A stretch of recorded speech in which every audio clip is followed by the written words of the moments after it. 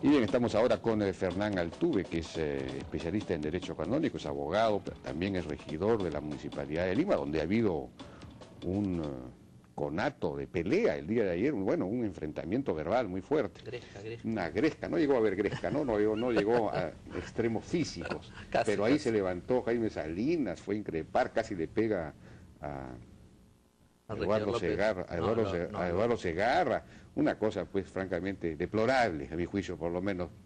Bueno, Fernán, buenas noches, ¿qué tal? ¿Cómo estás, Jaime? Muy gracias por la invitación. Bueno, ya se pronunció el Vaticano de una manera, el Papa, ¿no es cierto?, de una manera muy clara, y la universidad en el comunicado que ha enviado, claro, ha dicho que esto va a ser informado a la Asamblea, pero en su primer párrafo da a entender claramente que la universidad se mantiene en sus 13, en el sentido de que tiene su propio estatuto y que está de acuerdo pues con la ley peruana y con la Constitución peruana y que en buena cuenta no modificarían, es lo que se da a entender en el primer párrafo, no modificarían ese estatuto. Hemos visto estudiantes de la Federación de la FEPUC que se mantiene también en esa posición, en fin. En el caso de que la Universidad Católica efectivamente no aplique o no acate esta recomendación, esta indicación del Papa, bueno, en primer lugar no se sabe bien, perdería los títulos de canónica y de católica, ¿no es cierto? A ver, siempre se está tocando el mismo tema, pero la condición de pontificia es un título honorífico que otorga el Papa a las universidades que tienen un régimen de unión directa con su persona. Por lo tanto, si no hay unión directa con el Santo Padre, automáticamente el título pontificio se pierde. Y después queda la denominación de católica. La denominación de católica, que también es un estatus jurídico de un tipo de universidades, está relacionado si esa universidad tiene identidad con la Iglesia Católica o es una universidad que no tiene ninguna identidad con la Iglesia Católica. De no tenerla, porque han tomado la decisión de separarse de la unión con el Santo Padre, pues entonces ellos perderían el derecho a usar el nombre que hasta la fecha de hoy están usando de manera legítima. Por ahí ellos dicen que este nombre lo tienen inscrito en Indecopi, en los registros públicos, que incluso hay otras argumentaciones en el sentido de que el término católico en realidad significa universal. Y que le pongan la universidad universal, pues. No, pero sería pues una redundancia cacofónica. Absolutamente. Pero entonces... pero que lo pongan, porque ellos no pueden usar una denominación que le pertenece a una institución... Pero tú sabes que los credos, el credo, por ejemplo, de la iglesia anglicana, de las iglesias ortodoxas, el credo que es muy parecido, o si no idéntico al credo de la iglesia católica, dice, iglesia, es una iglesia católica, creo en una iglesia católica, santa, no, lo que no, y dice católica.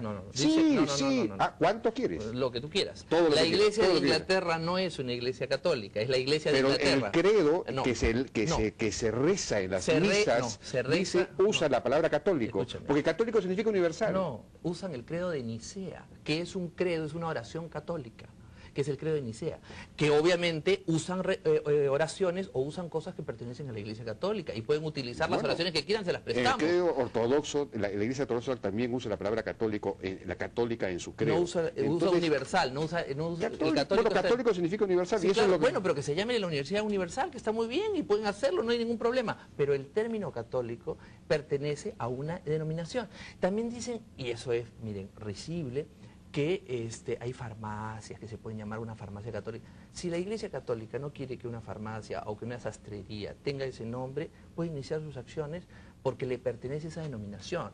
Y el embajador de la Gran Bretaña, si ve que alguien utiliza de manera abusiva, arbitraria y de manera desautorizada o sin autorización de la reina de Inglaterra el término anglicano, tiene todo el derecho a protestar ante el gobierno peruano y exigir que se retire, y lo puede hacer. ¿Lo puede hacer? Por supuesto que lo puede hacer. Bueno, pese que esto esté inscrito en los registros públicos y todo. Pero yo te digo una cosa, ¿tú crees que si yo inscribo Coca-Cola en el registro de Indecopi, no va a poder venir Coca-Cola Nacional a exigirme que yo le devuelva lo que es su denominación propia de ellos, o voy a tener Pero que eso es en el mundo de las marcas. En el mundo de las denominaciones. Y todo tiene denominación, como religión, como marca, como comercio, como credo, como educación. Porque aquí hay un servicio que es la educación. Y lo que se está generando es una publicidad engañosa. Imagínate tú que yo creo la Universidad Greenpeace y empiezo a enseñar cacería, caza de ballenas, etcétera. Bueno, ellos va a venir en la Greenpeace. Universidad Católica sostienen que ellos son católicos, conservan una identidad católica, solo que desde el momento en que el arzobispo fue Cipriani hubo problemas. Antes no había habido problemas. Con los arzobispos anteriores no había habido problemas. Jaime, a ver, ese punto es muy importante. Hoy día nadie ha salido a decir que el problema no es con el Papa.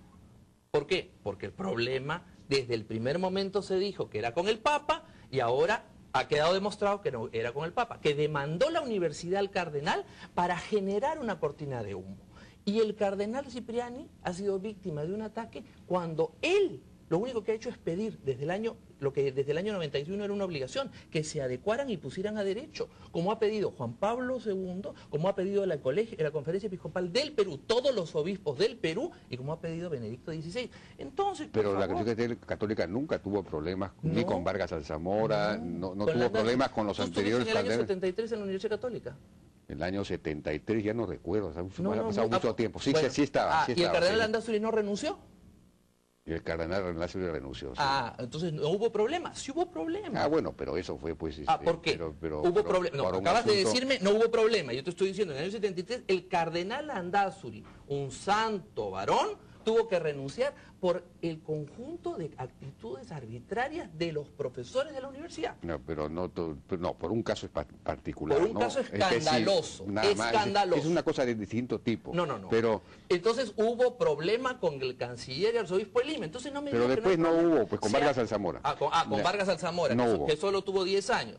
Entonces, bueno, pues... Pero con el cardenal que estuvo como Landázuri un periodo larguísimo, sí hubo problema. Y con Cipriani también hubo problema. Entonces resulta que ellos son selectivos. Cuando son jesuitas, lo respetan. Pero no Cuando no son respecto jesuitas, no lo respetan. del estatuto, pues que es un tema fundamental. Ahora, el tema del patrimonio, de los bienes... Sí.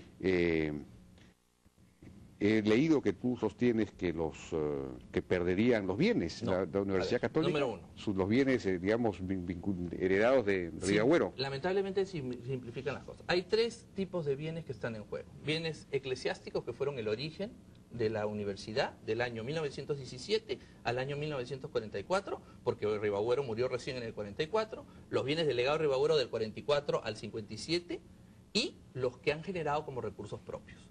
Los que son del origen y de Ribagüero... ¿Pero por qué dices bienes eclesiásticos? Eran bienes que Ribagüero donó a la Universidad Católica, que era una organización privada. A ver, Ribagüero donó en el año 44 bienes con una condición de que la universidad siguiera siendo católica, número 1. Los bienes anteriores, del año 17 al 44, que son 25 años, ¿dónde funcionaba la Universidad Católica? En el Colegio de la Recoleta, que era propiedad de la iglesia. Y todo lo que generaron esos bienes estaban relacionados con bienes eclesiásticos. O sea, durante 25 años la Universidad Católica lo único que tenía era lo que el arzobispado le daba. Y lo que generaba... Bueno, una congregación, ¿no? La congregación de los Sagrados Corazones. Y la congregación de los Sagrados Corazones no está en la Iglesia Católica. No, claro, sí, claro que sí, pertenece a la Iglesia Entonces son Católica, bienes eclesiásticos, pues. Entonces son bienes eclesiásticos. Con autorización del señor arzobispo, porque no pueden disponer de bienes para darlos en usufructo a ninguna institución si el arzobispo no lo autoriza. Entonces, durante 25 años bienes eclesiásticos. Del 44 en adelante, la Universidad Católica tiene el legado de Ribagüero con una condición. Por eso hay una junta de administración que sigue viva, porque la junta de administración tiene que verificar que esos bienes se destinen para el fin de educación superior católica. Y después hay bienes que ellos han generado. Bueno, pero la Universidad Católica no era una universidad... digamos, de derecho eclesiástico o canónico, era una universidad privada, era una universidad de derecho privado, inscrita como una asociación privada sin fines de lucro, ¿no es cierto? La documentación que ha visto en la Santa Sede y el Santo Padre para tomar su decisión es que ellos tienen toda la documentación que acredita que no es esa el estatus. Por lo tanto, lo van a poder acreditar. Es una entidad privada, es una asociación privada sin fines, en fin, no sé cuál es la fórmula exacta desde el punto de vista jurídico, pero es una entidad privada inscrita en los registros públicos como una entidad privada y que tiene sus propias, sus bienes inscritos en el registro público. La universidad fue fundada en el año 17 y no existían las asociaciones en el año 17. Recién aparecen las asociaciones con el Código Civil de 36. Por lo tanto, la universidad fue fundada no como una asociación de carácter civil, sino como una asociación eclesiástica.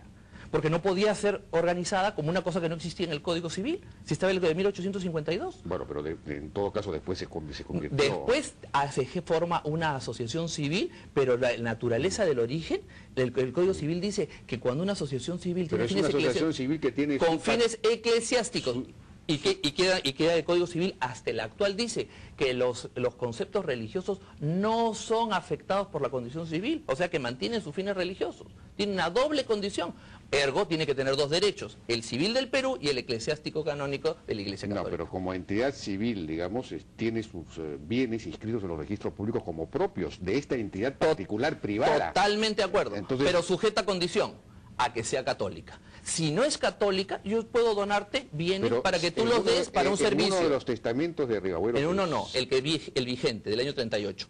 Solamente... Según Avendaño, Rivabuelo incluso dice que si la universidad cambiara de nombre, incluso, esos bienes permanecerían en manos de la universidad. A ver, la universidad ha dicho que está vigente el testamento del año 33. Y la misma universidad en el año 57 inscribió como testamento válido en el registro público, que siguen diciendo que es lo que vale, el testamento del año 38. Entonces la universidad está en unos casos... Bueno, ese es otro tema. No, es que ese es el tema. El del 38 señala que esos bienes tienen condición. Si la condición se pierde, el bien se pierde. ¿Pero cuál es la condición? Que sea para fines de educación católica. Y si no, van al arzobispado. Eso lo dice el testamento del 38. Por eso es que están tan preocupados. No, ellos sostienen que... Bueno, se han sostenido que no tenían problema con el Papa. Ya sabemos que el Papa ha dicho, sí, ustedes me han atacado a mí. Entonces, pues... Bueno, mentira. Hubiéramos querido tener la posición de la Universidad Católica, hemos llamado a todo el mundo. Nadie quiere decir nada porque ya saben que ha quedado descubierto que era una patraña, que no tenían un problema con el Santo Padre. Que se definan, ¿están con el Papa o están contra el Papa? Yo estoy con el Papa. Bueno, ahora, la Universidad Católica es... Lo que sí es una universidad, es una de las pocas universidades propiamente dichas que hay en el Perú, ¿no? Es una universidad, es una institución, un país que no tiene instituciones, esta es una institución bastante lograda. Digamos que lo importante es que permanezca como universidad y como institución, más que como católica o no católica. A ver, Jaime, o no. Si esa es una posición que yo puedo respetar, ¿no es cierto? Tiene que considerar ellos que los fines para los cuales se dieron esos bienes también tienen que dar una educación católica como quiere la Iglesia. Por lo tanto, han podido sentarse en una mesa, llegar a un acuerdo y separar una universidad para los fines como ellos los ven, ¿no es cierto?, de laicos católicos que no creen en la obediencia, y entregar una parte o llegar a un acuerdo y dividir salomónicamente el problema. No, aquí ha habido una actitud soberbia de enfrentamiento ante la autoridad del Santo Padre. Entonces, obviamente, ahora enfrentamiento con la Iglesia Católica Universal. No, ha habido temor a perder autonomía frente al Opus Dei. Eso es lo que ha habido. El Opus Dei no tiene nada que ver acá. Bueno, el arzobispo de Lima no tiene nada que ver acá. Cipriani es del Opus Dei. Perdón. El Monseñor Cipriani es arzobispo de Lima. Claro. Y el ser arzobispo de Lima significa que es independiente de cualquier orden. Número uno. Y número dos, se dijo en todo momento que esto era con el Papa. Y si ellos no confían en el Papa, porque no quieren que la terna la dirija el Papa, el arzobispo de Lima no señala quién está en la terna, es el Santo Padre. Entonces, claro, si ellos se dicen católicos... No, pero el Santo Padre, pero me imagino que la voz de... No, señor. El Santo Padre... Lo que va a Roma, de Roma regresa. No necesariamente. Muchas veces... Ese es un dicho de los obispos muy conocido. Sí, pero a veces se equivocan. Pregúntale al anuncio anterior.